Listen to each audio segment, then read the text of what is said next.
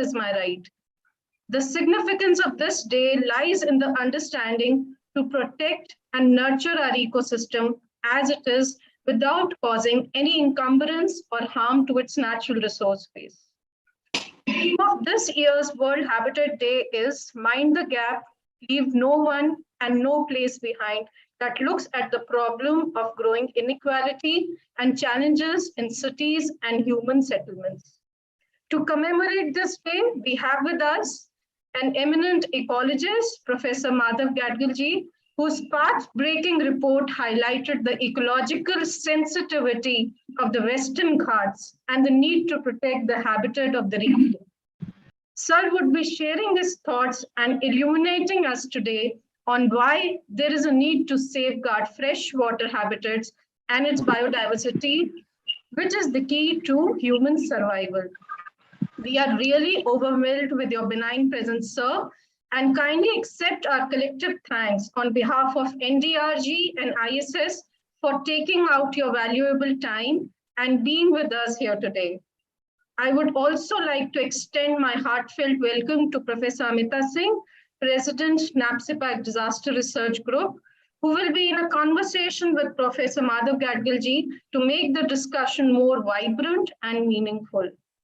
I would also like to welcome Professor Rabindranath Bhattacharya, who is a distinguished professor of public administration and governance at the University of Burdwan and also governing board member of NAPSIPAC Disaster Research Group. May I now invite Professor Rabindranath Bhattacharya to kindly come forward and introduce the theme of today's program and the key speaker for today's program on World Habitat Day. Over to you, sir. Am I audible and visible? Yes, sir, you are audible. Thank you. 225 years back, Coleridge, Samuel Taylor Coleridge, wrote in his poem, The Rime of the Ancient Mariner, water, water everywhere, and not a drop to drink. Throughout the ages, many interpreters have interpreted the poem in many ways. But as I have understood, the poem gave a fantastic message that we should learn to live in harmony with the non-human habitats of the world. Symbolically, the albatross, killing of which led to a situation where the mariners had plenty of water but not a drop to drink. Only 0.5% of the world's total available water is fresh water, and that is also not available in all countries.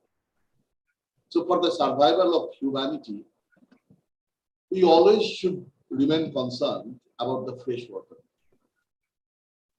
As we have heard from Dorika, yesterday was the World Habitat Day.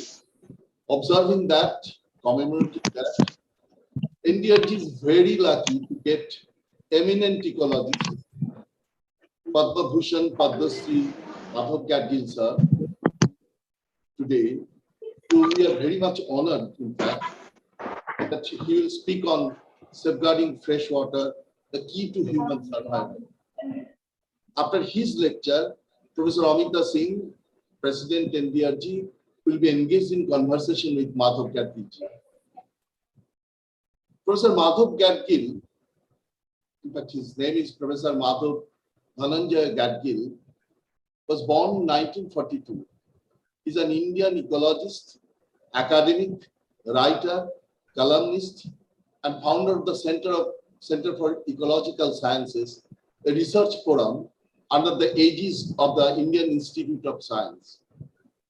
He is a former member of the Scientific Advisory Council to the Prime Minister of India and the head of the Western Ghats Ecology Expert Panel, WGEP of 2010, popularly known as Gadgil Commission. He is a recipient of the Volvo Environment Prize and the Tyler Prize for Environmental Achievement. The government of India awarded him the 4th highest civilian award of the Padma Shri in 1981 and followed it up with the 3rd highest award of the Padma Bhushan in 2006. Madhav Gadgil obtained MSc in zoology at Mumbai and did his PhD thesis on fish behavior at Harvard University. He turned to modeling and did a thesis in mathematical ecology that won him the IBM Fellowship at Harvard Computing Center and became a citation classic. He has been a lecturer on biology at Harvard University, a distinguished Indo-American lecturer at UC Berkeley, and a visiting professor at Stanford. You can imagine the capacity of Madhav Gadgil sir. He was a member of the Science Advisory Council to Prime Minister of India from 1986 to 1990 and chaired the Science and Technology Advisory Panel of Global Environment Facility from 1998 to 2002. His scientific interests focus on ecology and evolutionary biology, conservation biology, human ecology, natural resource management, and ecological history. And he has published 225 scientific papers and written 6 books in English and 2 in Marathi. Madhav Gadgil sir has been largely responsible for introducing careful quantitative investigations in ecology and animal behavior, as well as viewing humans as an integral component of ecosystems of India.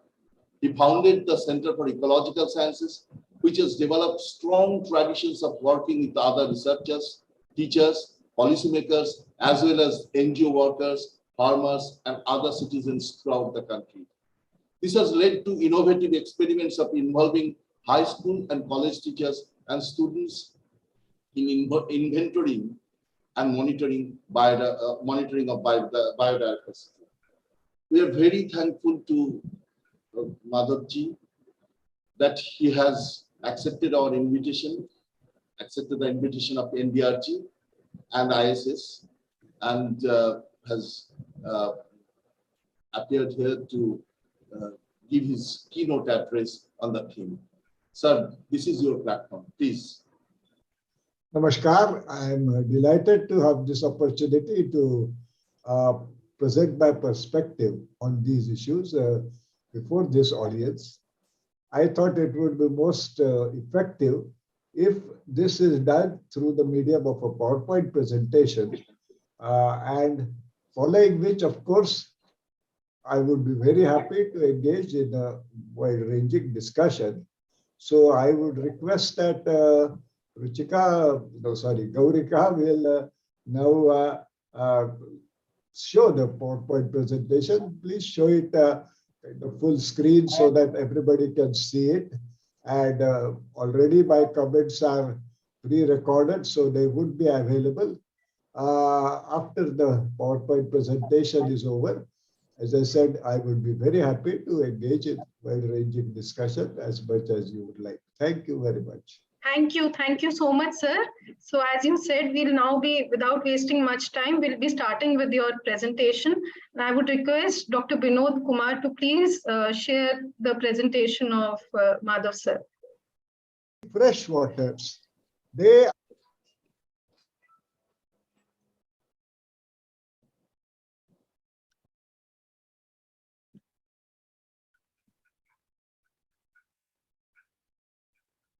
Binod? Can you see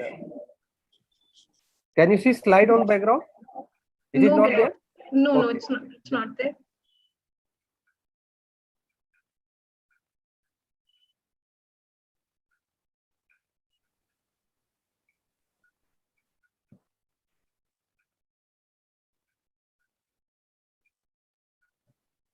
Yes, Binod, it's visible now. are of vital importance.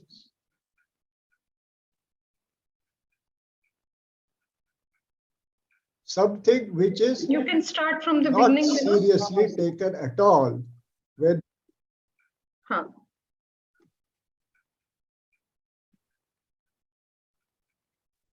Yes, sir, we can start now. Acha. Namaskar.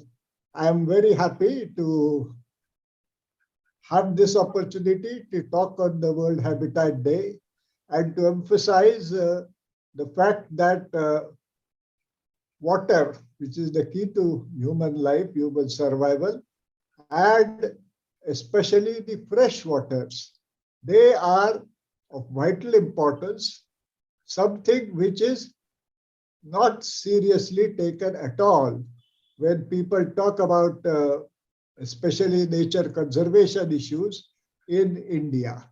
Next slide, please.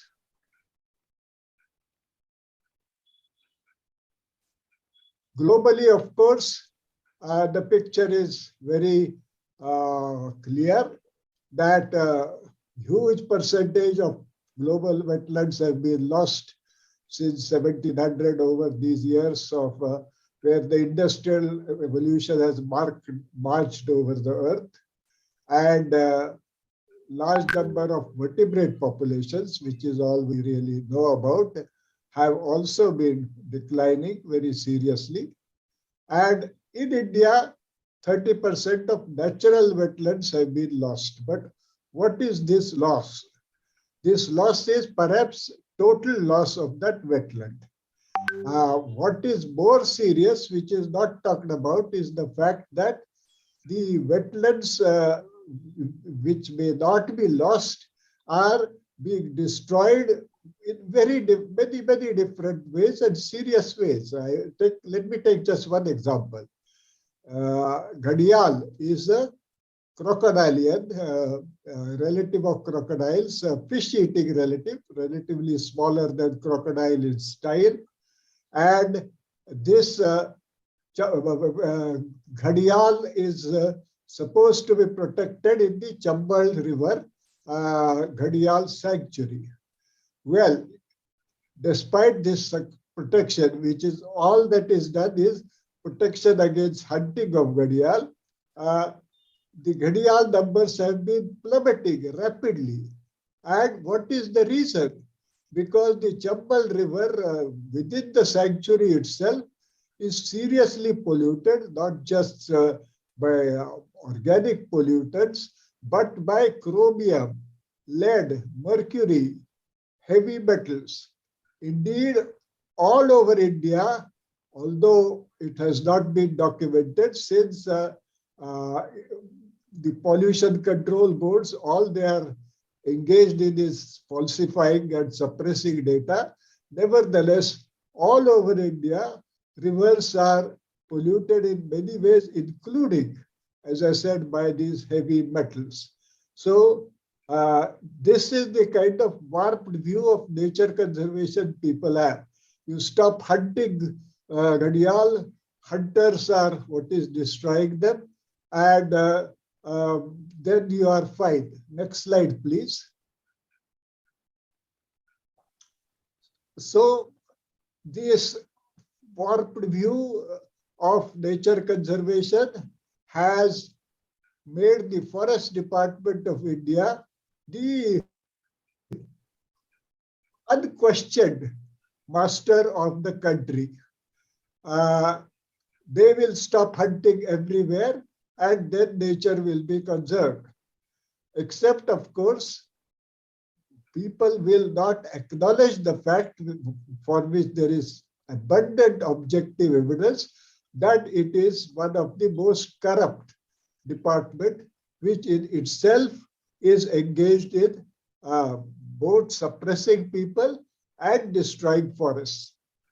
This really was brought home to me very strongly when we submitted our Western Ghat Ecology Expert Panel report in 2011. Of course, government tried to suppress it. They had to open it up.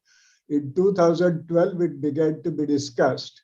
And there were many vested interests which were certainly being affected by our recommendations, amongst them mining and polluting industries and illegal construction everywhere. And they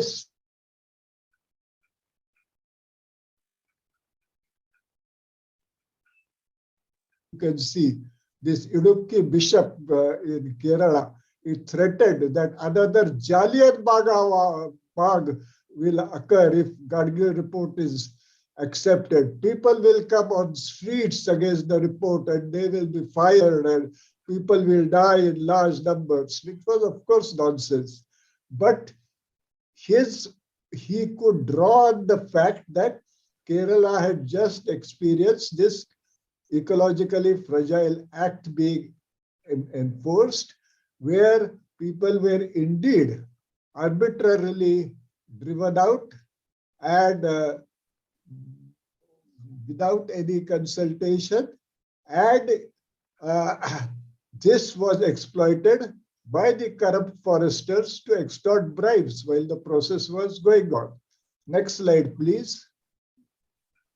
So, this is what is happening in the country. We have a twofold process which excludes people from all decision making. We have the GDP-centric exclusionary development, which talks only about economic growth without looking at natural capital, social capital, just the man-made capital. It fuels jobless growth, and that is continually worsening economic inequalities and weakening people's hand. There is abundant evidence again for this.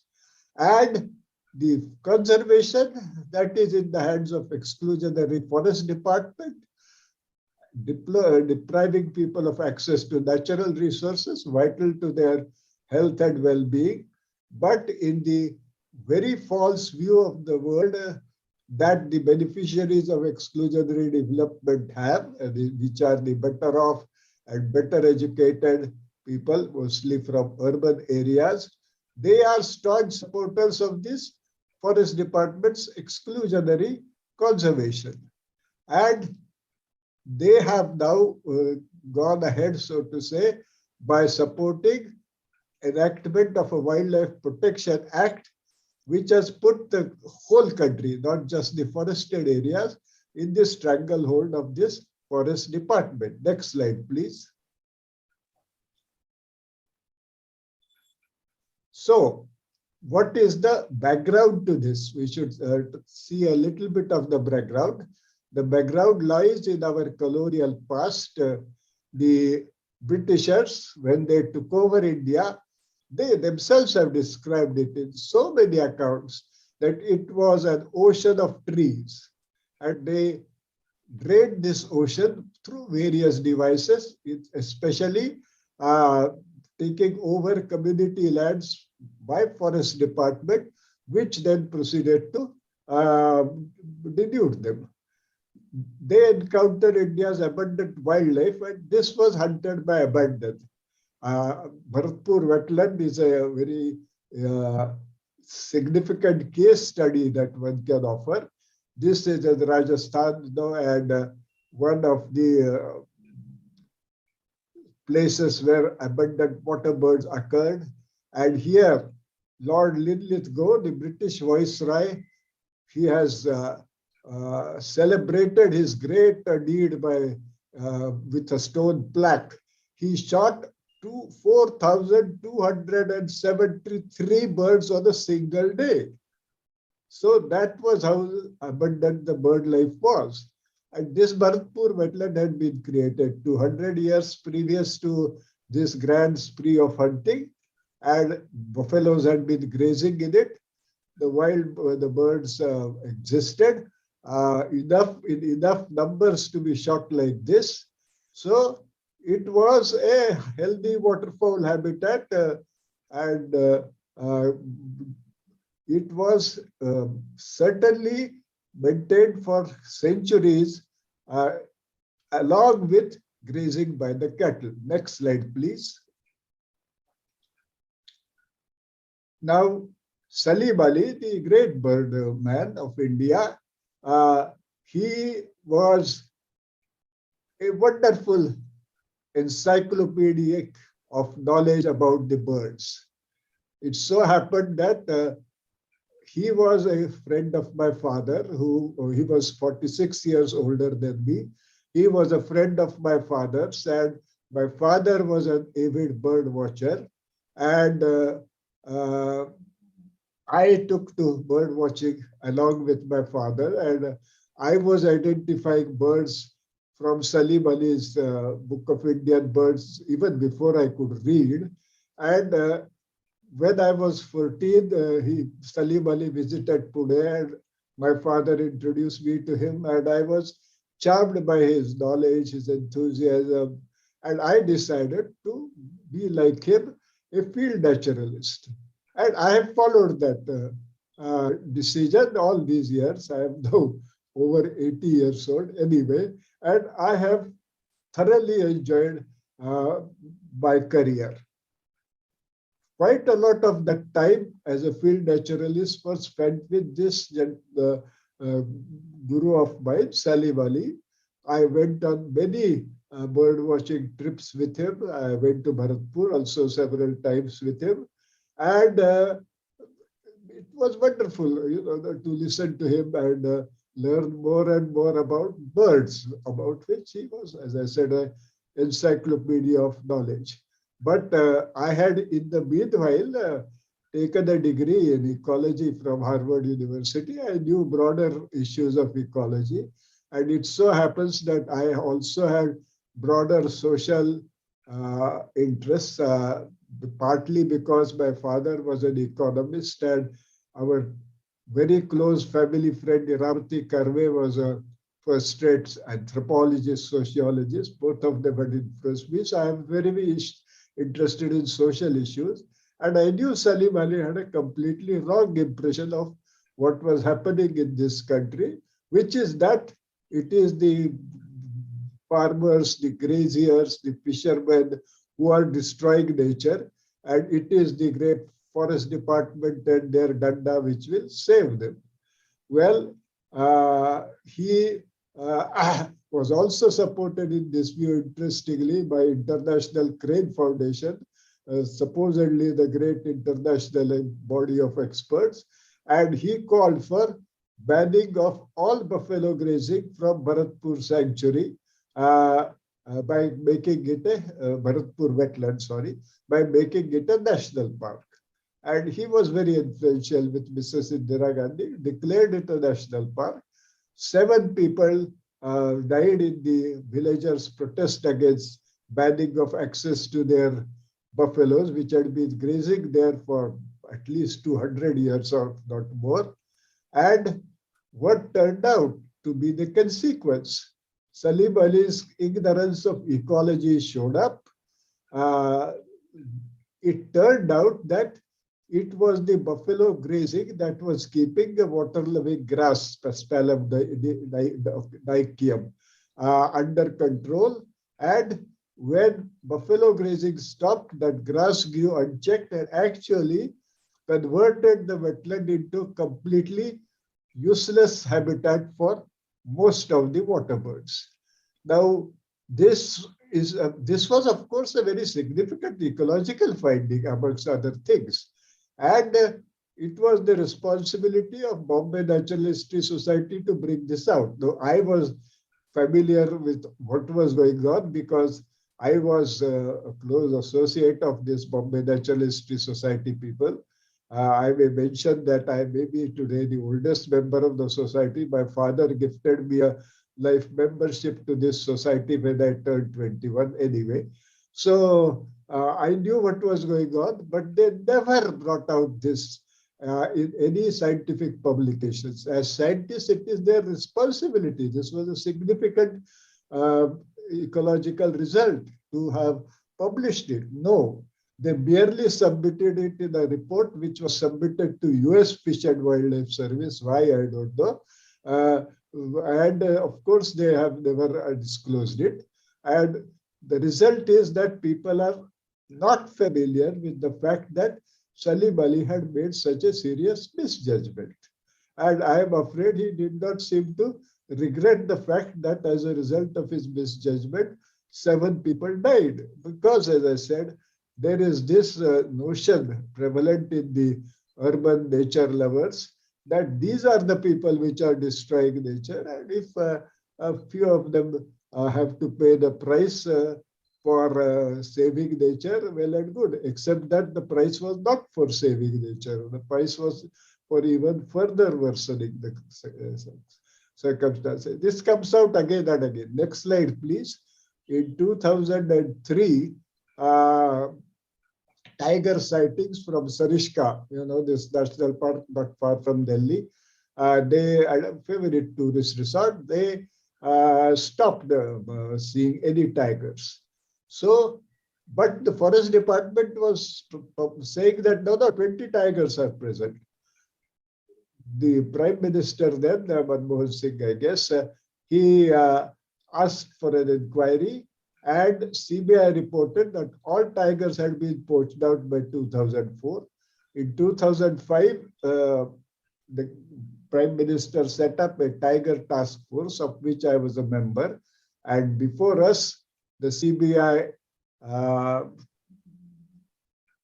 deposed in camera. They would not allow this to be recorded, but clearly saying that Forest Department officials were definitely involved in this poaching. But what happened? After all this hullabaloo, all that the Forest Department did was go around beating up villagers, accusing them of poachers, and no forest official was called to book. In fact, in India, police officers may be called to book, IAS officers may be called to book, but no forest officer is ever called to book. Because in the view of urban nature conservationists, they are the saviors of nature and to be unquestioned, which is, of course, a completely false view of reality of the country. Next slide, please. So, as I said, the International Crane Foundation was part of all this that has happened. And I have been involved in IUCN in many ways as member of their Species Survival Commission and Environmental Planning Commission for years. And I know that they have a very limited understanding of what is going on the ground, especially in a country like India. And they have, I am afraid, the colonial point of view is also shared by these people. So there is no reliable information. What we need, if we want to take effective conservation action, is bottom-up process to generate this information. Next slide, please. We have such a possibility. There is a Biodiversity Act 2002, and it so happens that Dr. Swaminathan chaired the group that prepared the act, and I was a member, and Dr. M.S. Swaminathan was very much supportive of my notions, pro-people notions. So there is a provision for engaging and empowering people as part of the implementation of Biodiversity Act at local levels throughout the country, in all panchayats, in all nagarpalikas, mahanagarpalikas. There are to be management committees, and those management committees are to take up local level studies, developing so-called documents called People's Biodiversity Registers, which will be what people want management plans for their own locality, for the habitats as well as the biodiversity endowments. Next slide, please. Oh, well, there have been very few actual exercises, but I was able to participate in some. One is on this Kathadi River in Gadchiroli, one of the perhaps only unpolluted rivers of India. And as you will see quickly, what the document looks at is not just local biodiversity elements list, but the habitat, the landscapes, the waterscapes, the people natural resource link, what people know about it, because the local detailed knowledge is of great importance, and how they want to manage it. Next slide, please. Yeah, amongst other things, I mean, what is important to take on board are local specific conservation practices. In this same Kathadi River, this is a river pool called Devadoha, the god's sacred river pool. And in that, there has been forever complete protection against fishing also. Luckily, this river is not polluted so far. And because of that, that is a breeding place for birds, of the fish community. And these kind of things, IUCN or nobody, Forest Department has no such knowledge. It is the local people who have to bring it out. Next slide, please. Although this has not been allowed to be implemented in India because Forest Department has seized control over the implementation of the act. You have an excellent model in Australia where they have equivalent called Water Watch. That is, of course, restricted only to watery habitats. And in that, the local communities are involved in monitoring and suggesting proper action to maintain the health of the waterways. And it has been quite a success in Australia, I understand. I have friends who have been there and worked along with the Water Watch. So this is what our Act provides since 2002. It is simply not being implemented. Next slide, please. So what do we have? The whole process of our process of what would have been equivalent of the Water Watcher, but it will be not just Water Watch, but Land Watch and Air Watch. That has been sabotaged by Forest Department. And now it is armed with this Wildlife Protection Acts. And the Wildlife Protection Act, as I said, has extended the control of Forest Department over the whole country outside of the forested area. And it is taking further the colonial agenda of alienating people from access to natural resources. And there are serious adverse consequences in terms of both self-employment, gainful self-employment, and certainly also nutrition. Next slide, please. It's an act which is not valid constitutionally. People will not think and look at such issues.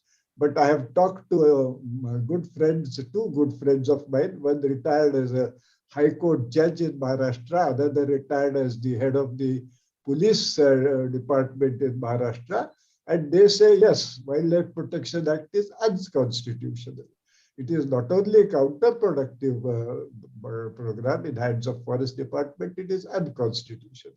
Because Indian Penal Code sections 100 and 103 sanction voluntary causing of death or any other harm to the wrongdoer if that assault and robbery occurs anyway. Now, wild pigs. The most irrational part of wildlife protection is protecting wild pigs. They breed rapidly and there are enormous numbers of them, not only in forested areas, all over the countryside, attacking fields and farms far away from forest areas. They, from time to time, they have killed people. And certainly they regularly transform or trespass on farmers' properties and rob him of his produce. But the Wildlife Protection Act criminalizes farmers resisting wild pigs and forces our protein-starved people, if they are allowed to kill them, to burn the corpse. Wild pig meat is actually a dish for the kings. You know, in Nepal's royal cuisine, the list of dishes served in Nepal court includes wild pig dishes. Wild pig is very good meat. And our people have serious deficiency of protein. And you don't allow them to eat this meat which is abundantly available. And it should, in fact, the wild pig populations need to be brought under control. Next slide, please. Now, what is all this rooted in the Wildlife Protection Act and Project Tiger, which is part of its implementation?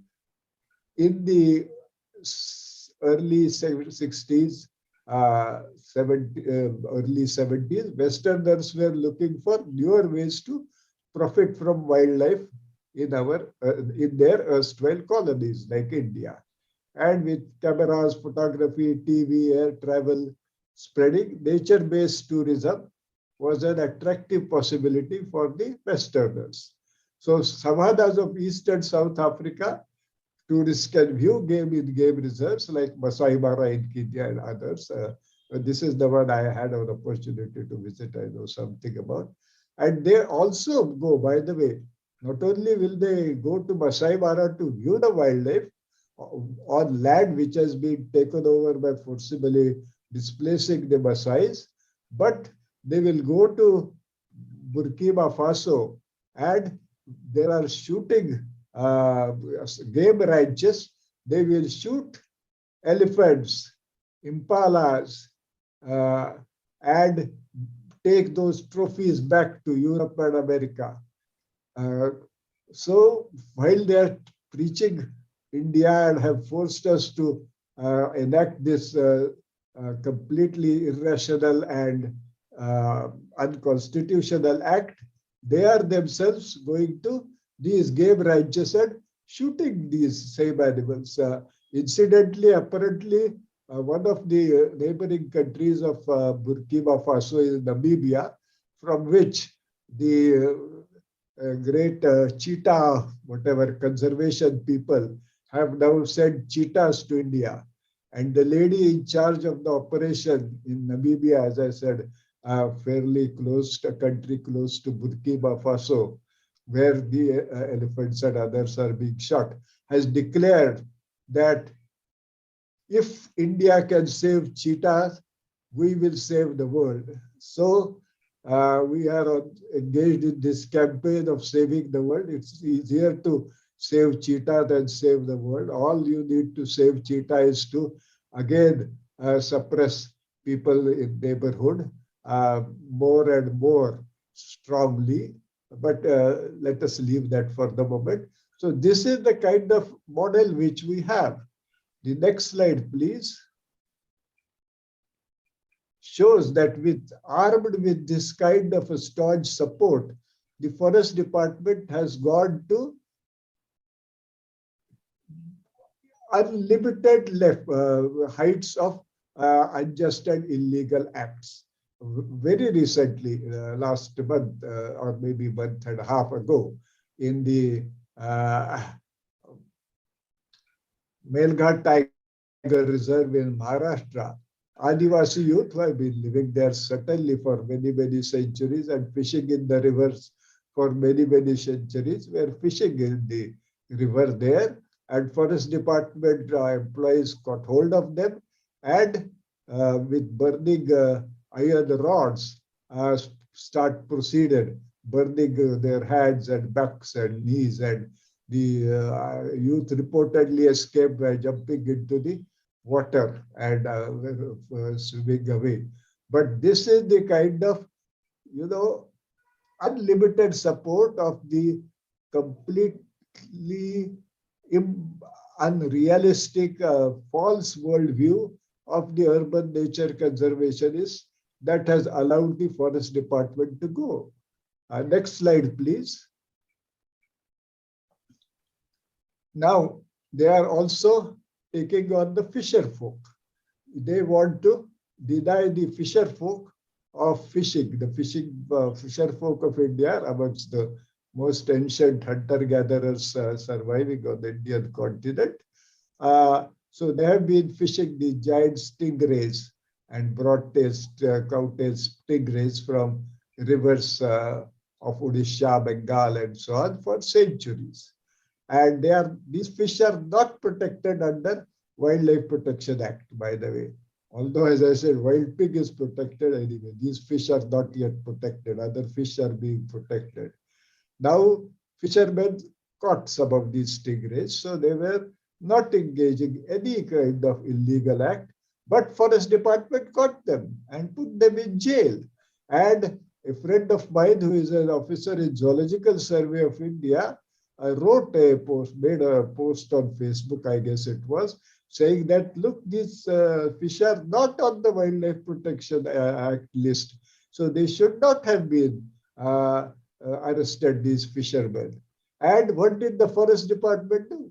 They have registered a complaint that he is interfering in their official duties.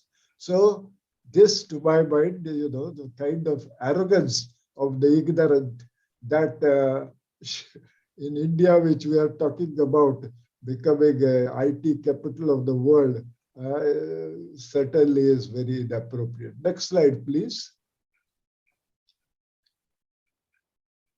So we have a model of very rational approach to wildlife conservation. Just as I said, Australia had this model of water watch. You have in the Scandinavian countries a very rational, practical approach to wildlife conservation. They say that wildlife is a renewable resource. Of course, animals breed, and animals, as we know, all animals tend to breed at levels which are more than enough to just maintain their population. So unless there are regulations, otherwise their populations will go on increasing, as wild pig populations have increased, or elephant populations in India have increased many folds when the regulations were stopped. Scandinavians say it is a renewable resource. We should put it to wise use. Meat of these animals, like the moose, is a part of our culture. It can be sold on the open market, and it is up to the local communities to decide the level to which you should harvest these moose. And of course, it can be illegally killed in self-defense or defense of property. I have had the opportunity many times spending long field trips or taking field trips also in Sweden and Norway especially. And in both those countries, moose abound. Lots of moose all around. And my friends, they take shooting permits. They are allowed maybe 1 or 2 moose a year, depending on the local abundance. And in their ice boxes, you have, this is a huge animal. You have lots of moose meat, and I have enjoyed moose steaks with them. And everybody is happy. The moose are happy, and people are happy. And what have we unnecessarily brought about in India? So these are the Scandinavian countries which are at the top of the world in environmental performance and happiness. This year, India is at the very bottom in the Global Environmental Performance Index, 180 out of 180. And in Happiness Index also, it is close to rock bottom, but countries like Afghanistan have stopped us from actually hitting the rock bottom. So you have created social dissonance, and you have no genuine proper management of wildlife. And that is what we have brought about through this irrational approach. Next slide, please. And what is it that the ruling classes want of people of India? It is very clear. What they want is to convert all ordinary people of India into abundant, cheap labor for the builders. This became really very clear in May 2020, 2 years ago, when a large number of immigrant construction laborers wanted to leave Bangalore at the end of the painful corona-related breakdown. But the Chief Minister, Yediyurappa, deliberately cancelled railway trains, and in fact, he told the press meeting that he had stopped those cancelled those railway trains to force the people to stay back to provide labor for the building industry. And one of the great achievements of the building industry has become highlighted last month when about, I guess, 3 weeks ago, Bengaluru had devastating floods.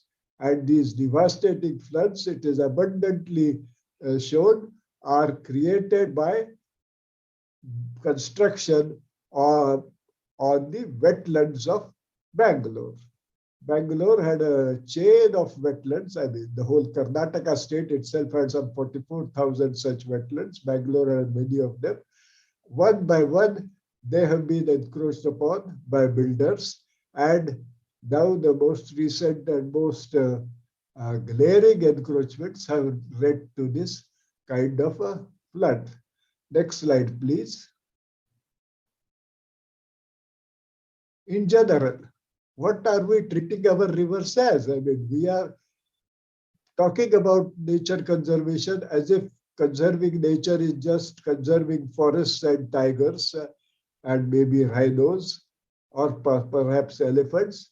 But we are completely ignoring the far more serious issue of destruction of our wetlands, include as our rivers, which has far more serious consequences than any kind of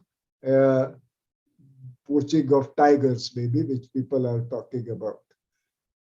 What are the rivers? In the same Karnataka, the statistics is that 1,746 million liters of sewage are just discharged in the rivers every day. And of course, there is other industrial and other things. Or in Maharashtra, there is this Vashishti River, and the Dabhol Creek on the Vashishti River had the most productive fisheries of Maharashtra West Coast. And these have been polluted by the chemical industries complex in Lote, and 22,000 fisher folk, no less, have been rendered jobless. There is no accounting of this. So it is only through personal fieldwork during the Western Ghat Ecology Expert Panel work that we could make a reasonable estimate of how many fisher folk have been rendered jobless. The government data shows nothing of the sort. And the government data, by the way, shows that Vashishti is unpolluted. No problems, except you can see how unpolluted it is and how many fish keep on dying there and how many fisher folk are jobless. Next slide, please. There are many examples, I'm sure, all over the country. One striking example is Panchaganga River in Kolhapur in Maharashtra. Massive fish kills regularly occur. None of them are ever recorded by Pollution Control Board. Only we know about them because in today's day, TV programs and so on occasionally show these. Next slide, please. So, fish have been, and wild pig meat I mentioned earlier, they have been important sources of nutrition. And we are destroying them through this kind of destruction of our freshwaters. And what is the position of nutrition in our country? The best data is from National Family Health Surveys. The two last ones were in 2015-16 and 19-20. And it has shown that the proportion of malnourished has remained more or less constant, around 40% over the last 75 years. Of course, remaining stagnant around 40% means along with the population, the numbers of malnourished have grown. Anyway, and there are still glaring deficiencies of vitamin A, B vitamins, and so on. And worst of all, levels of anemia have been actually steadily increasing, not just stagnant, increasing in children of 6 to 59 months of age, the young children, and from, as you say, in women in the childbearing age. So while this is happening, we are destroying the rivers which have been all over the country, important source of nourishment for the people, cheap, easily available nourishment, uh, and of course destroying jobs for fishermen. Next slide, please.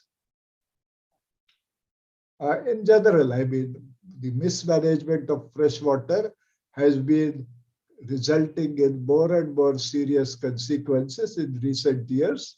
In Kerala, there was this great flood in 2018, where large areas were affected. Very huge numbers of people were affected, and who rose to their rescue? It is interesting. Next slide, please. It is the fishermen who rose to their rescue, because when the flood water spread, the trade disaster management force people of the country, they could never reach readily the smaller areas where the most serious problem was. The fishermen of Kerala completely voluntarily rushed there with their boats and saved huge numbers of people. And the chief minister said, let us salute them as heroes. But the chief minister saluting them as heroes does not stop. The next slide, please. They're becoming victims of our grandiose infrastructure drive, one of which includes the great Vizhinjam port in Kerala. And this Vizhinjam port, you can see next to that, it is depriving livelihoods of thousands of fisherfolk by displacing them, and it is promoting huge number of stone quarries all over Kerala.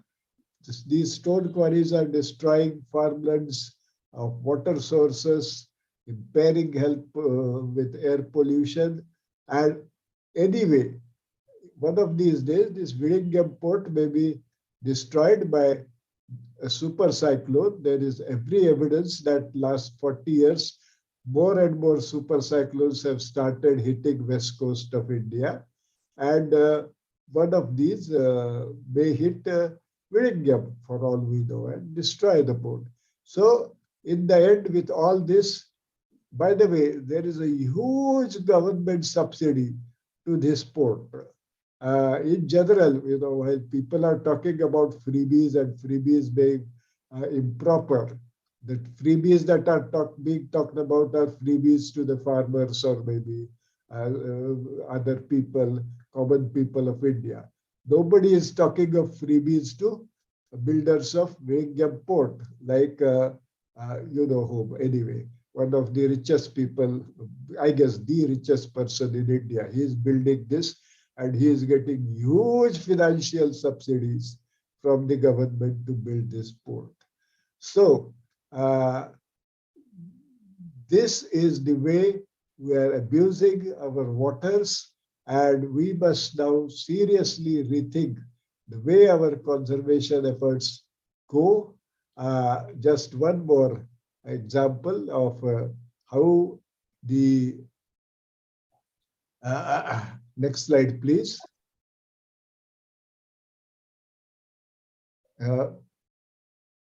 The part of this infrastructure drive is also this economically completely not just unproductive but counterproductive. In Chamoli, Gadchiroli Chamoli district, Gadhwal's Chamoli district, I have been working with people. The famous Chipko Andolan started here, and the Chipko Andolan derived much strength from the community villages, forest panchayats, the community-controlled Vana panchayats of Gadhwal. And these Vana panchayats where the strength for villagers, what the forest department has done is sabotage these one panchayats, which has accelerated deforestation, which the Chipko people were trying to resist.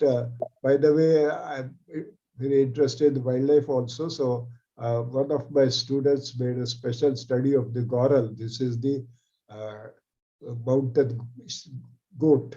And forest department's activities have actually destroyed the goral habitat also. So people are weakened. They could not resist these degradative projects like what was in the going on in these dams in the Chamoli area. In the landslide of 7th February 2021, last year, many of these were destroyed. So these environmentally degrading projects thrust on people are not economically sustainable either. So it is obvious that we need a serious rethinking about the way we are dealing with our waters and waterways and fresh waters, and those concerned with both conservation of nature and with social justice. Next slide, please. Must now think of the very clear fact, I think, that protecting, rejuvenating India's precious freshwater habitats should be our foremost, both environmental and social priority. That's all. Thanks a lot for this opportunity to be with you and share my ideas, my experiences. Thank you very much.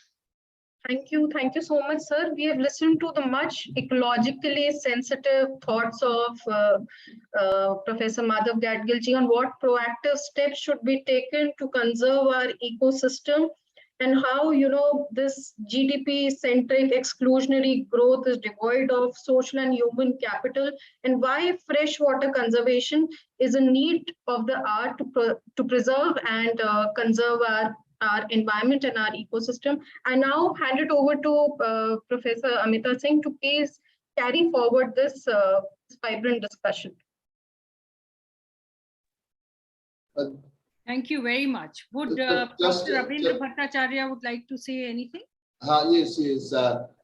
Before you, before you become engaged in conversation with Gadgil sir, let me introduce Professor Amita Singh. You all know, but a little bit, just a little bit. Professor Amita Singh is currently president of NDRG, an Asia Pacific Disaster Research Group. She is distinguished visiting professor of National University of Juridical Sciences, Kolkata, which is called as NUJS, and senior professorial fellow, Institute of Social Sciences, ISS, New Delhi. She is former professor of administrative reforms and emergency governance at the Center for the Study of Law and Governance at JNU. She has also been founder chairperson of the Special Center for Disaster Research and member secretary of Institutional Ethics Review Board at JNU. The Asia Pacific Governance Network, called NAPSIPAG, is being led by her for many years as its Secretary General. Currently, she is member of the International Network for Disaster Studies. She has authored and edited many books and several national and international research papers. She is the series editor of Palgrave Macmillan Global South series on disaster management with 5 books in a row. Currently, she is the lead editor for a global handbook on disaster studies by Springer Nature. Just a little brief introduction. Now, ma'am, this is your floor, and Madhav Gadgilji's floor. Please go on with progress. Thank you very much, Professor Bhattacharya. I thought that you will have some perceptions on the wonderful and phenomenal collection of ideas carried over from several generations till today. We are lucky that we are able to hear this octogenarian Professor Madhav Gadgil today. and revive the history of ecological movements in this country. Extremely grateful to you, Professor Gadgil, for being with us, spending your time at this age, this time of the world. You know, you are with us, and we walk back in history and see how we have been destroying the habitats and yet moving forward with the developmental practices, which we could have stopped at least 30 years ago to save our societal march into an abyss. So I have a number of questions, but let me share with the audience here. I see some wonderful scholars around. I can see Professor George Matthew, who has been leading a movement in Kerala with the panchayats. I can see others from Bangladesh, Naseem Bano, and many others. And you know, I also see the television personalities like Himanshu and All India Radio personalities who have been bringing these discussions together on the platform. So Jha Sahab, you are here. I hope you are here. And we are all here. And today we sit together to revive those memories. Now that we are all getting old from that generation that has lived through the past of the habitat destruction, it is extremely important we revive that conversation amongst us. So I know I am humbled by this opportunity to be sitting and talking to somebody like Professor Madhav Gadgil. But I'm also excited that I got a chance to share some of the perceptions here. I can see that Professor Gadgil has never compromised on at least 3 ideas. One idea is that there is a power system that works. And he mentioned it repeatedly. There is a forest department and there are tribals who have been living with nature for, number of generations. Time immemorial, they've been living in the forest. And then the forest departments that the new world of post-independent India brings to the forest. And this constant conflict is a conflict of great power, disproportionate power holders. The other idea that he has very strongly put across is the idea of a class that is second in its responsibility of destruction of habitats. This idea of class is that a particular class of resource holders and control over resources are the ones who are further being subsidized by the governance processes. And because they're continuously being subsidized, they are being crowned to destroy the habitat. And we accept it, that it's a rise of business in the country, forgetting that this rise of business in the country is actually pulling the carpet under our feet, and we may be drowning very soon. And we are not able to realize it. So thank you for putting that across. The third idea that he has never compromised with is about rural and urban divide. This rural and urban divide is a factor that creates visionary policies in governance. The rural people, if they do not get access to policy formulation, the urban class decides. And when it decides, then it is about how they view. See, we can talk about conservation of tigers, but tigers are killing people and taking away their cattle. So what would they do? They'll say, kill the tiger. It's our survival issue. So this conflict has to be resolved in the interest of nature, in the interest of survivability, in the interest of coexistence of humanity. So where do we reach without a dialogue? So dialogue is an important thing that he pushes very strongly in his presentation, and all throughout his life, he's been a role model for trying to raise up dialogue between the government, which is primarily urban, and rural, which are powerless people on the other side, and they should have a platform of approaching the government. In this, I come to the second part of his very uncompromising participation in a number of protest movements. And I would like to put this question to Professor Gadgil, whether these people's movements are in the process of coming to an end. We are coming to an end of the protest movements, because with UAPA and other kind of strong acts which have come in, do you think, because you are an octogenarian, we look up to you for answers. So do let us know with, right now, Western Ghats, we are talking about conservation, the government is talking about conservation as well. But at the same time, pushing at least 6 dangerous projects: Shravati Hydroelectric, Yetina Hole Stream Diversion, Highway Expansion, NH 173, network of roads over the Sahyadri, killing animals in a very wild spree of development. Hubali Ankola Railway Project, which again is coming through. So, and Kaiga nuclear, of course, not to leave that behind. At least these 6 projects are killing through the Western Ghats without finding an alternative to these 6 projects. Do you think there is a future for the protest movements to achieve anything? Do the people achieve anything by allowing the government to carry this forward? And would the government ever think about an alternative? Does the government have a heart for those who cannot speak for themselves, like trees and tigers, the animals, the smaller ones? I am an animal lover. I would go from a squirrel to a bird to the tiger with the same sentiment.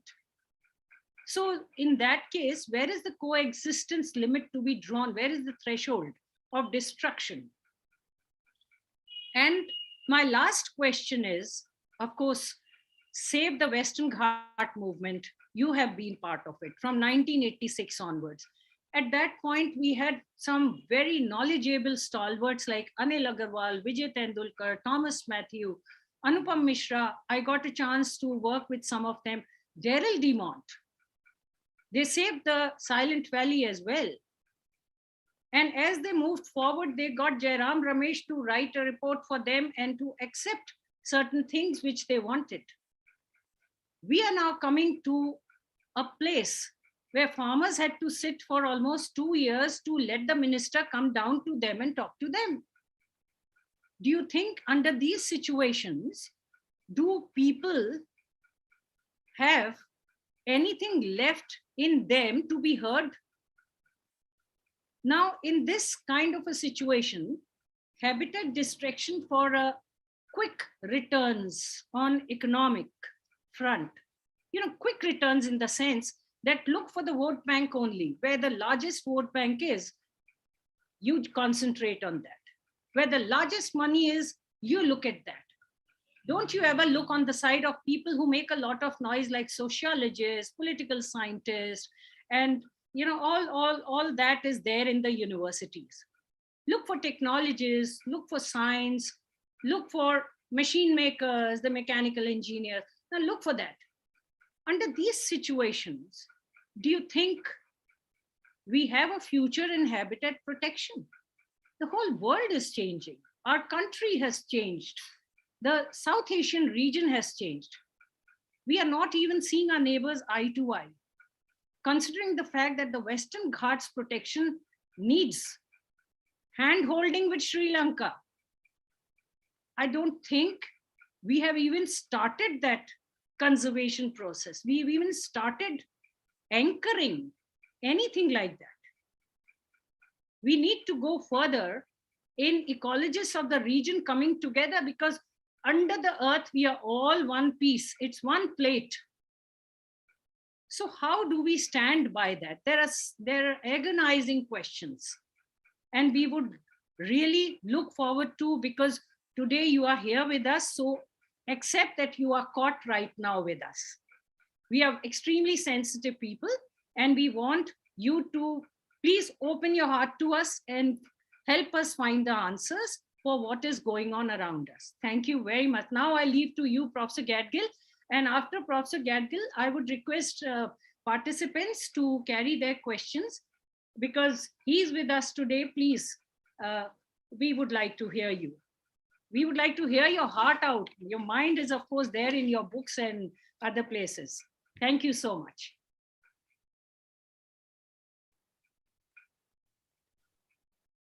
Thank you, madam. Thank you for those very kind remarks and for the many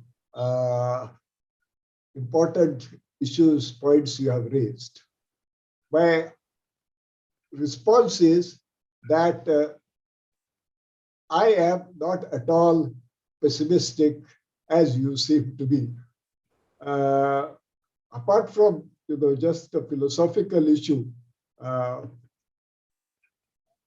that giving up hope does not take us anywhere further, but one should not talk of an optimistic alternative without having some concrete basis for that. That is, of course, very true. I have a lot of experience of all over the Western Ghats, but in particular, Kerala. Kerala, because that is the one state in the country where taking power down to people, although it is incomplete, nevertheless progressed to a very substantial extent. And indeed, there were very progressive movements. These were largely spearheaded by a popular science group, Kerala Shastra Sahitya Parishad. And they, for example, you mentioned Silent Valley. There are others involved. Anil Agarwal and all is fine. But really, it was at the ground level, the Kerala Shastra Sahitya Parishad, which had years of people, which was with them, which had huge following amongst the people, that made all the difference. And their stand was to share knowledge, to share understanding with the people and get them involved. So when our Western Ghats Ecology Expert Panel report was finally made available, because of course government wanted to suppress it, nevertheless the Central Information Commissioner ordered that it should be made available, and then they rushed to the High Court, and Delhi High Court said, of course it must be made available. Finally it became available. Our report has very explicitly said that what we advocate is that the report's main thesis should be taken to the people at the grassroots, that there should be translations in all the regional languages, Kannada and Telugu, Tamil and Malayalam and Marathi and Konkani and maybe Gujarati, though that's a small part of Western Ghats. And it is the institutions of decentralized governance. We have, because of the 73rd and 74th amendments to the Constitution, devolved a lot of power, at least in theory, to the Gram Panchayats and to the Nagarpalikas, Mahanagarpalikas. They should all have an opportunity to read, understand, and debate on it. But this was, of course, not done. The government never made it available, except in Kerala. The Kerala Shastra Sahitya Parishad very deliberately made a Malayalam translation of our report available. And Kerala Shastra Sahitya Parishad has a huge reach, and a lot of people read it. And there has been very good, positive response. People are understanding the issues involved. And to my mind, the most important issue is involving people at large in decision making. And now this is becoming more and more easily possible. And it is becoming more and more easily possible because we have these modern information technology revolution facilities, which are, I mean, something which was unimagined 20 years ago. Let me just say, in fact, as was mentioned, I mean, I did not do a thesis in fish behavior. By the way, I did a thesis in mathematical ecology, though I'm very interested in fish behavior. And to do my thesis in mathematical ecology, I had to use the Harvard IBM computer. And the IBM computer occupied a huge chamber, and I had to go through so much punching of cards and so on.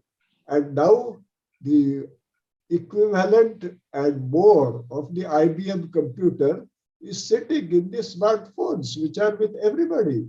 And the smartphones have really reached, I mean, I'm working with, amongst others, the tribals, Gond tribals of Gadchiroli, and even in the most remote villages, which are very badly affected by Naxalite violence, they still have the smartphones, and there is possibility of communication.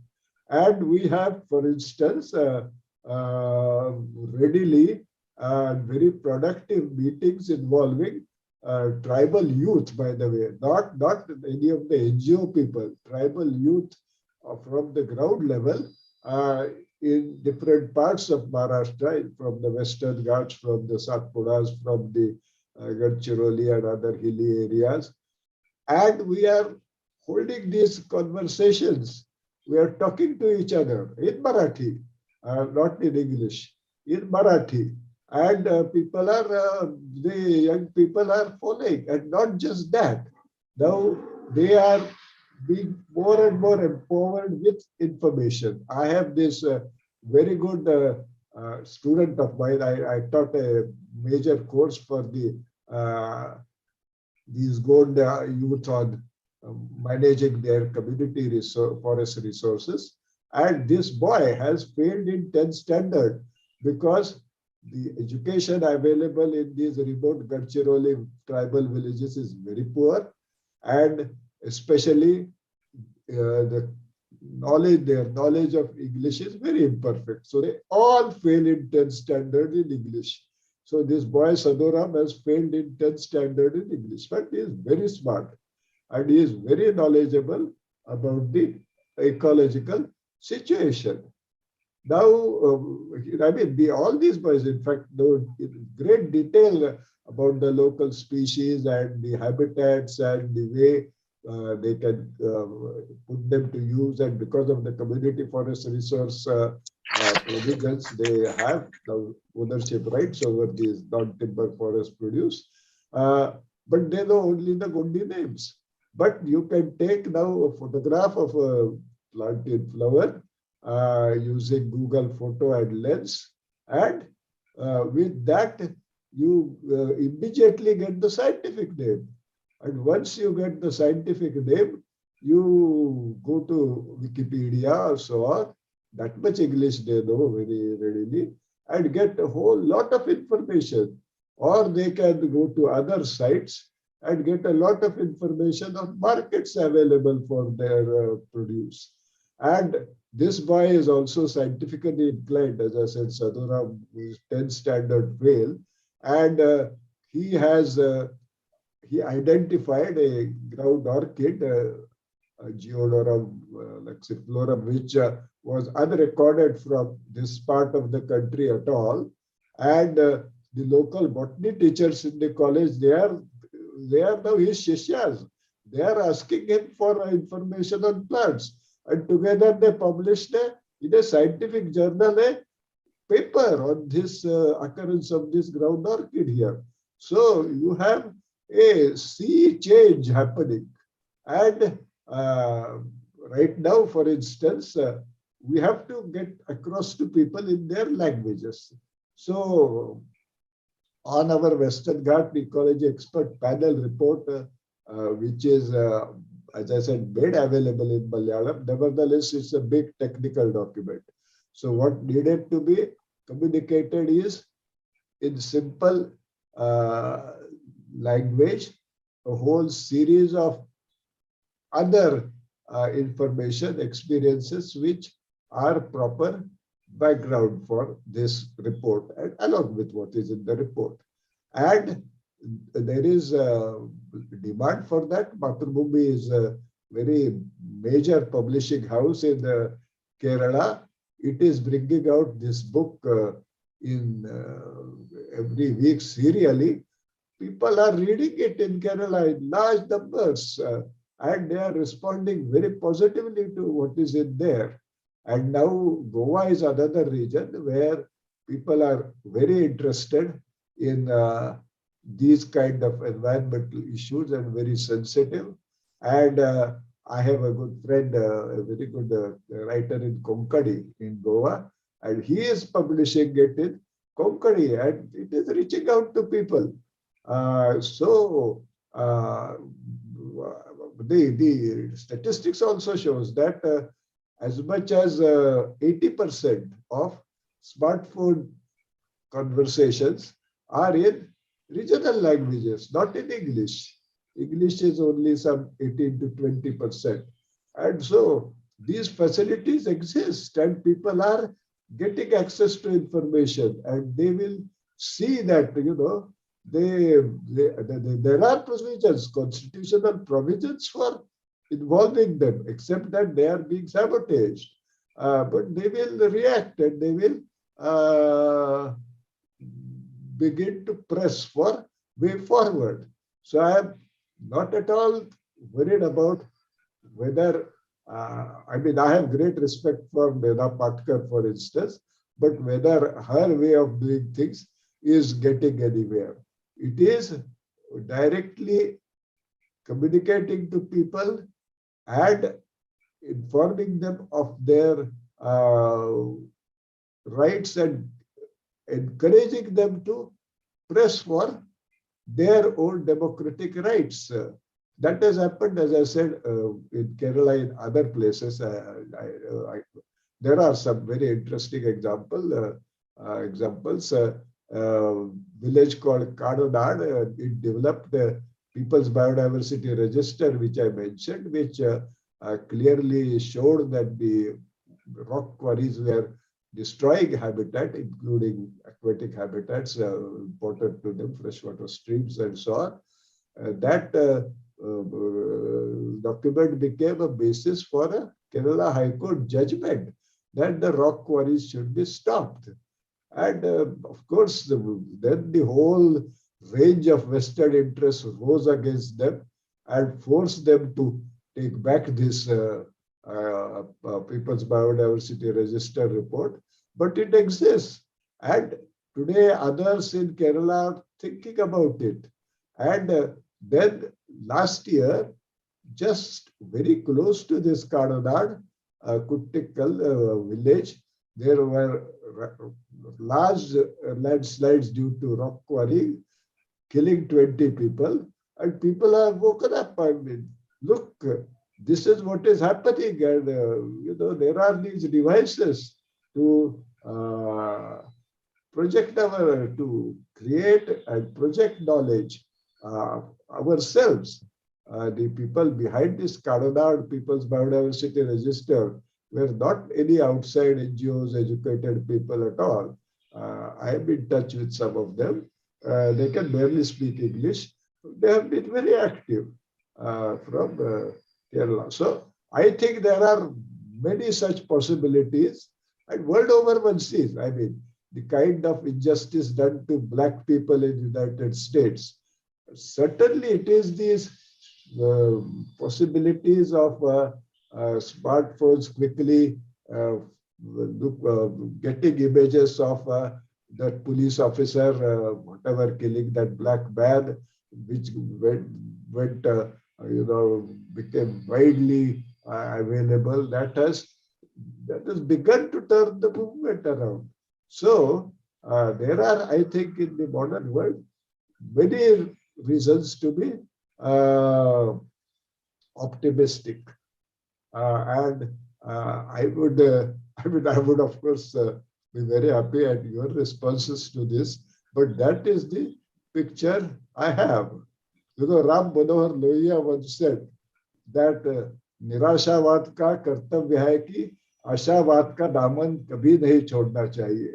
So apart from that, I think there are good grounds to remain ashawadi. Thank you. Thank you, Professor Gadgil. Brilliant recharging of our brains and heart. Thank you so much. This optimism really is very enlightening for all of us. We have, from Kerala, we have Professor George Matthew, no one better than him to speak on that side. And we have Professor Bhale Rao, who's actually trying to revive some of the water bodies around. He's Vice Chancellor, Kishangarh National Central University of Rajasthan. And he's trying to revive the water bodies. But the issue of involvement also means that there must be some facilitation from the government side. If there is somebody who wants to revive the water bodies, the structural complications are so hard that one is fatigued and the tenure comes to an end and the water body remains dried up. So some of these complications are there. We're looking for answers for that. But I leave it to others to raise up questions right now. And I think Professor Bhattacharya would carry that forward about questions from the audience.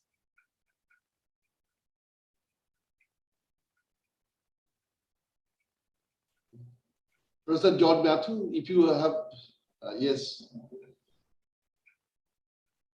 Now you are, please unmute.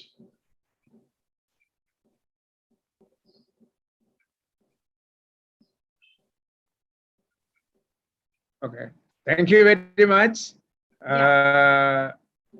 As always, when Amita Singh organizes a program like this, it is extraordinary, very, very informative, and we have to go forward with a lot of ideas and actions. I am deeply grateful to Madhav Gadgil ji. What a wonderful work he has done focusing on Kerala.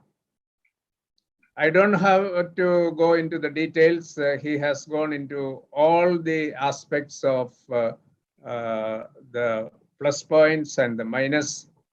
Only thing I want to underline is that today it is extremely important that the Panchayati Raj institutions and the civil society should come together and work to implement what the 29 subjects are given to the panchayats.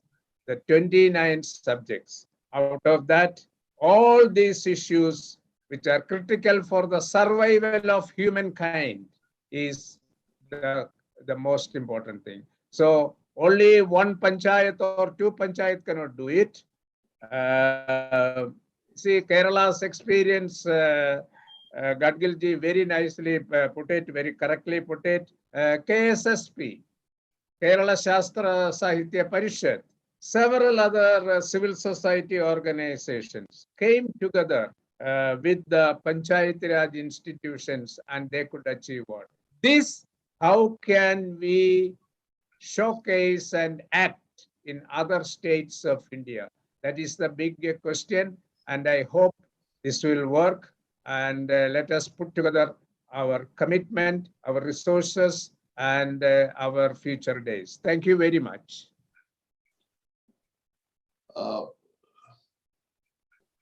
Professor Gadgil, do you want to respond? Sir, do you want to respond to?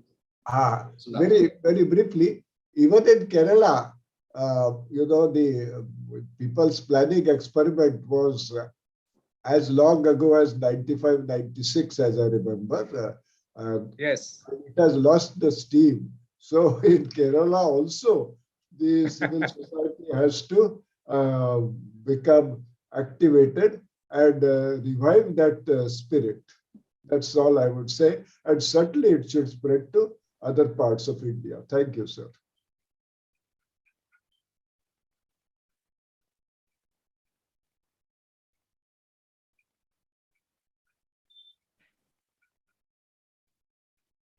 Professor Bhattacharya, I think, is muted or. Yeah, I think there is some technical. Carry on. Environmental Yeah. and water pollution. All right, now it's come. Yeah. Professor Bhale Rao is also there from the Central University. Oh, acha, acha. The Environment Department is there. If there is any question from there. Yeah, any question from the Central University of Rajasthan? The department is all there, as we can see.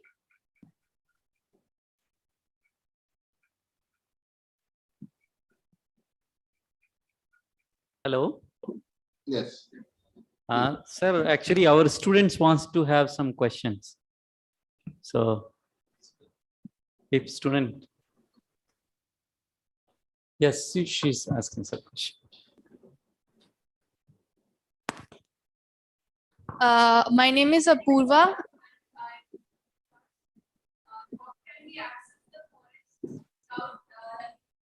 Yes, Apurva, please go ahead.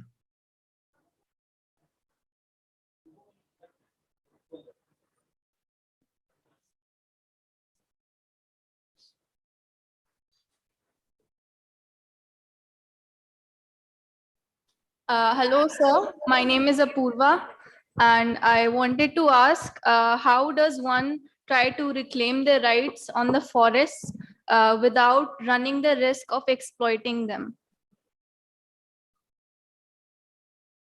Well, there are two parts to this, two answers to this, where they have been effectively reclaimed.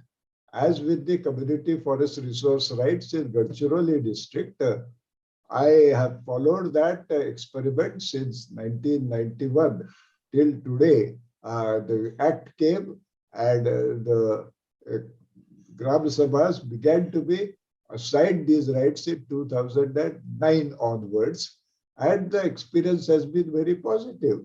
So there is no question that empowering people to get involved and their interests coinciding with good management of forest is the answer.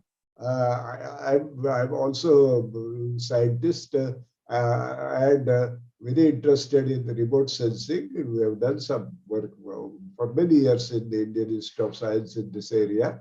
And the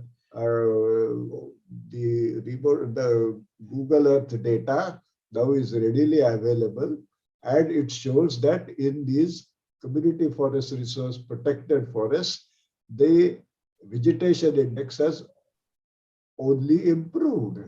And there is also abundant evidence, which I did not want to state here all in detail, that it is the forest department which has been destroying forests right and left on huge scale right now.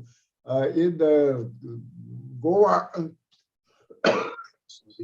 there is this Mollem National Park, and at least the forest department should save the Mollem National Park. No, there is a big railway line going through Mollem National Park to help the three big A's of India, Adani, Ambani, and Anil Agarwal, use that coal, and forest department is applauding. It is not in the least bit going to object to Mollem National Park being destroyed. It is the people of Goa who are calling for saving the Mollem National Park. So empowerment of people is without doubt the only way forward. Long departments is sitting here, I can see. So any of our young friends, any other young friend, if they can ask any question.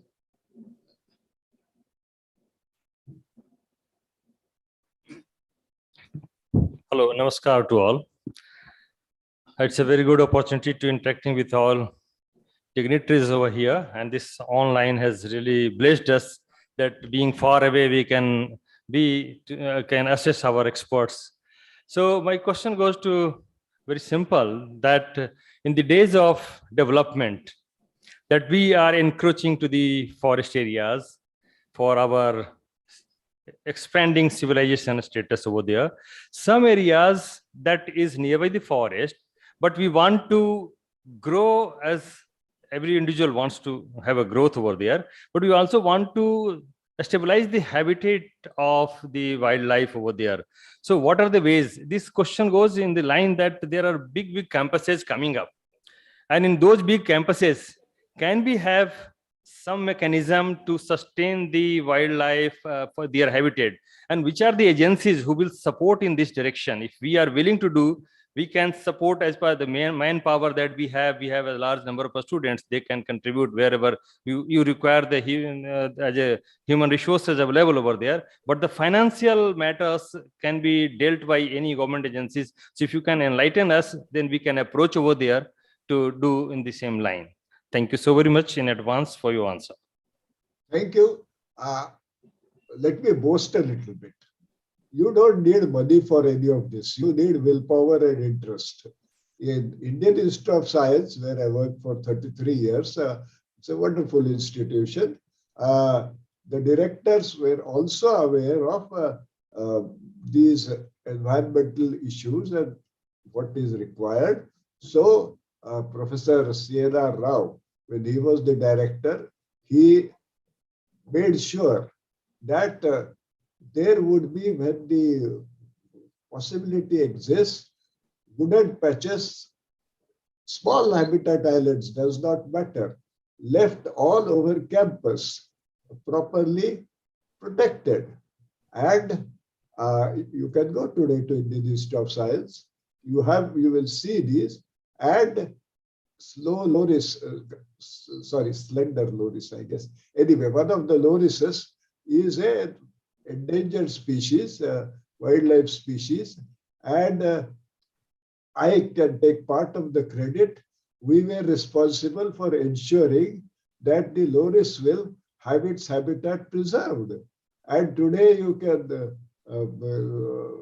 hear lorises in the evening, and young children especially really enjoy listening to their calls and occasionally catch a glimpse. So it is possible. Nobody gave any money. It was that C.N.R. Rao had the vision also, and then I could work with him, and it could be organized. So this is how I think. I do not know about your institutions and all the possibilities, but there are possibilities. Money is not necessarily the problem at all. You have to have the will and the vision. Thank you, sir. Being at, I know you are the alumnus of the IISc, and you have a great grant available over there. But we at the smaller institutions with the less grant, we do have the same fervor, same kind of thinking, and same affection for the all wildlife habitat. But really, money is a constant that matters. During the beginning of our campus, we have developed our 5 ponds over there. But now, because of the less rainfall, etc., there is no water in the ponds. So we require some further recharge capacity to increase. Then this require some funds over there. We may have to think for the larger basin areas where we can divert the water that can come to the lake, and it can be filled fully during the rainy season. Even in Rajasthan, the rainwater itself is so scarce. So in that, managing it, of course, we require fund, because we have tried, even we have applied to the UN for our own proposal, but it was not considered. So that's why I asked this. And IISc is a big campus, and that really gives motivation to us. We also wants to make like that for at least biodiversity, not for the entire thing, but the dream is for the entire thing, to make another parallel IISc to another part of the India. That's a long way of thinking, but a smaller way of doing this for the habitat. On today's question is for this one only. Thank you. Thank you.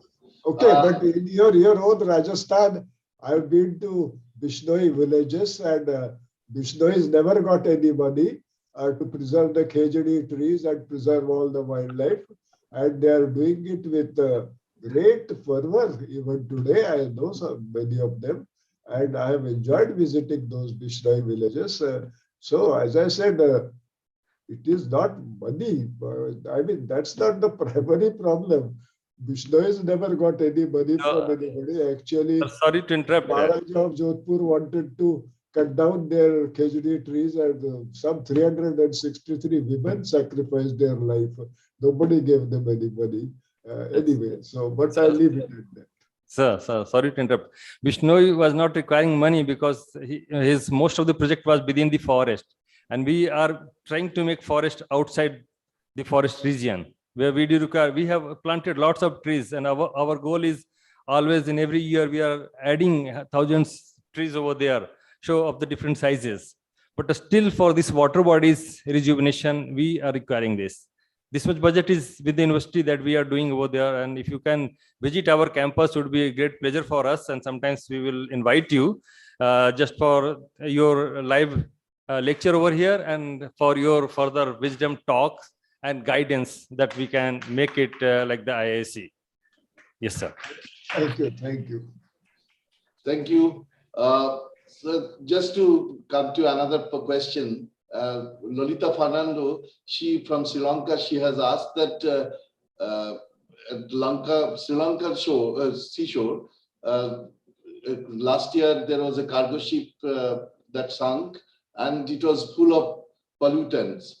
So this type of things are going on. In that case, what is your observation? These are all environmental threats, but necessary for livelihoods or development. How do you see this? What are your ideas and observations in addressing these issues?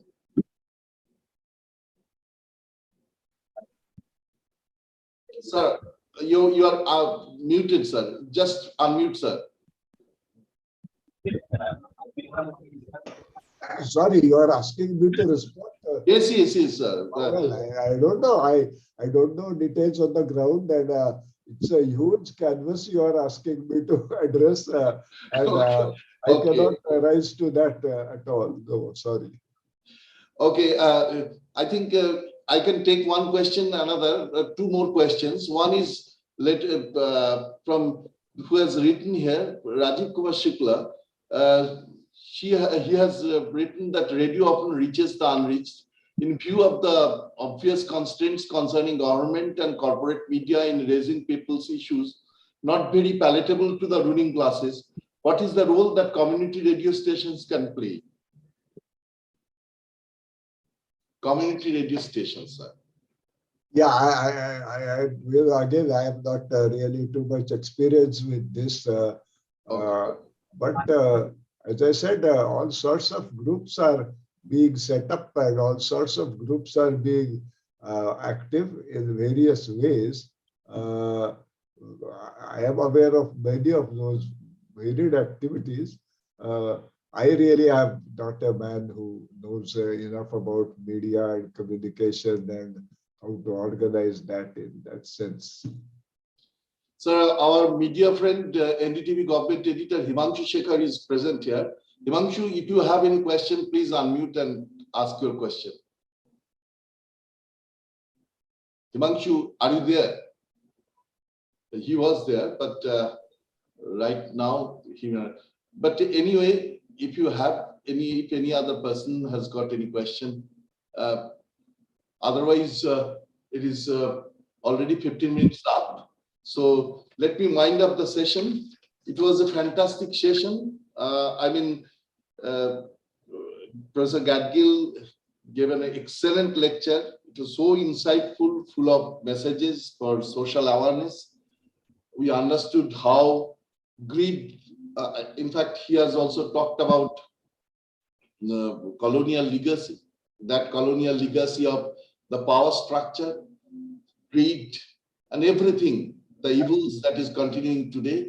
So he has given that greed leads to formulation of faulty law, that leads to the destruction of livelihood of thousands of people on one hand, and leads to destruction of non-human habits.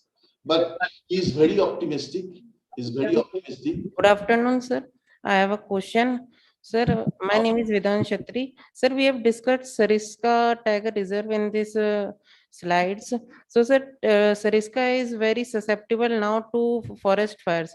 So, sir, how would we conserve our Sariska Tiger Reserve and other forests which are not susceptible to forest fire from these forest fire and other hazards? Thank you, sir.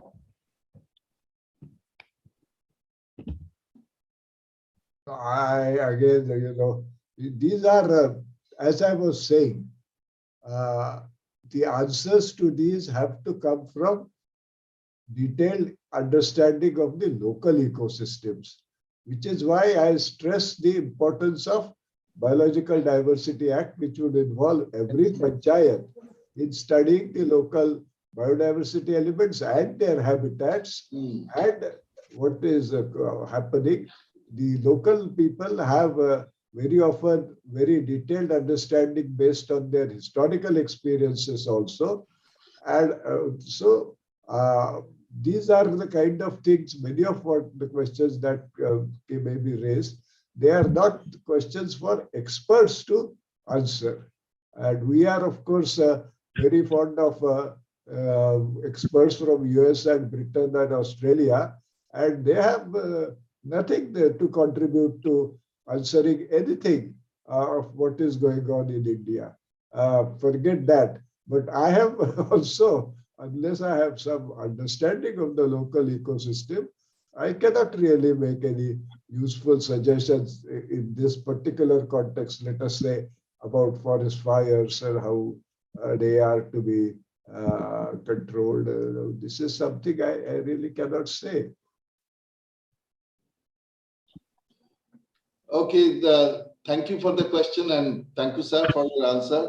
So, sir is, Madhav Gadgil, sir, is absolutely optimistic about sea change that is happening. He has talked about, just now, he has also once again mentioned that locally specific conservation practices must be at every place. And for that, decentralized governance is very much needed. People's empowerment is needed, and every day sea change is happening. So there is no need of being frustrated, be cynic. At this age, if he can be optimistic, why can't we? And our young friends at Central University of Rajasthan. Thank you very much. Thank you all. Now I ask Gaurika to please propose vote of thanks. Thank you. Thank you so much, Rabin sir, for summing up the session so wonderfully.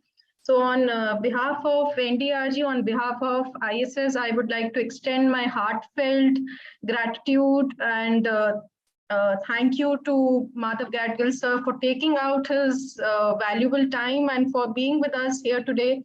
Sir, you have been really a source of inspiration for these, a lot of people, a lot of generations, not only for us but for everyone. So thank you so much, sir, for taking out your precious time and being with us here today. I would also like to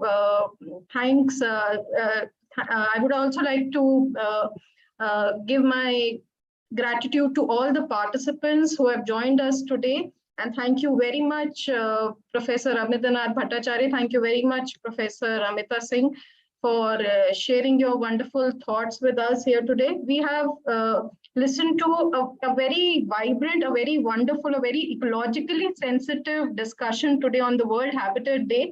And to summarize this discussion, or to take some important takeaways from this discussion. So out of this very optimistic discussion, I would say we have three important takeaways. Number one is that, as Madhav Gadgil sir has pointed out, that communication is the key. So with the coming times, with the use of information and communication technology, with the rise of new social media, communication is the key, and informing people about their democratic rights. This we can only do through communication.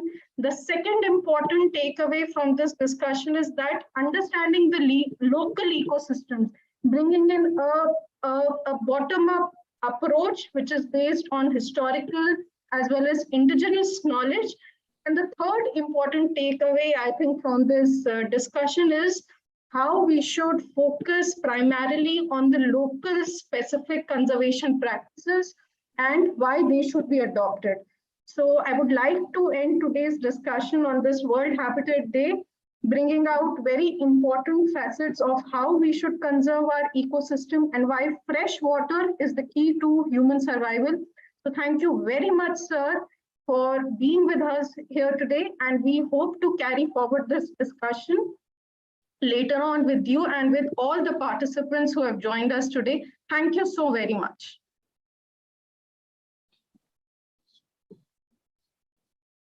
Ma'am, you're on mute. Can you save this chat? There are so many chats. I think once we go away, the chat will also be gone. Can you save the chat? If you can save the chat. Sure. I'll just do it. Okay, please do that. And before we end, I think, can we ask everyone to please switch on their video for a second so that we can take a screenshot of all the participants who have joined us? Yeah, I think Central University of Rajasthan Department students should come in the front so that a better photograph is come. Yeah, they all can come in the front. Yeah. Madhav Gadgilkar, can you please switch on your video for a second? I think it's switched on. It's switched on? Yes, I can. Yes, now it is visible. Now it is visible to us, sir. Yeah. Excellent.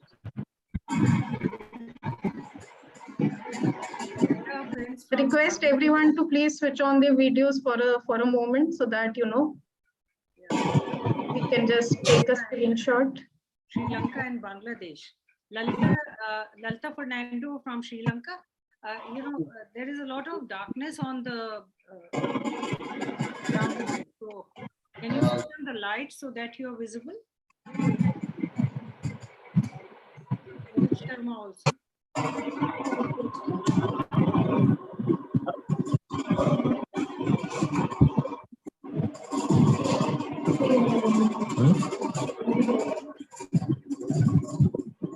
एक minute